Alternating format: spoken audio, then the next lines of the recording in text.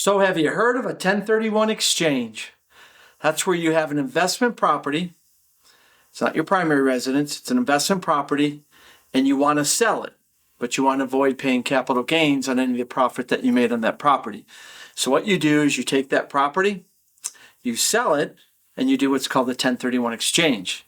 And you have 45 days to identify your new property. You have 180 days to close the whole property, the whole transaction. And in the meantime, you buy another property that's a like-for-like property. So this way you're taking your gains, you're moving it to a new property, and maybe you kind of move up a little bit, so you're kind of building your wealth, building up in real estate.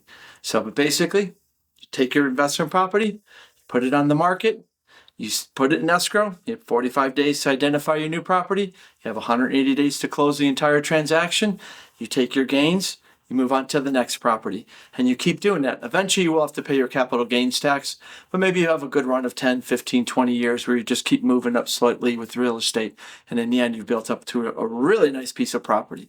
So that is how a 1031 exchange is done.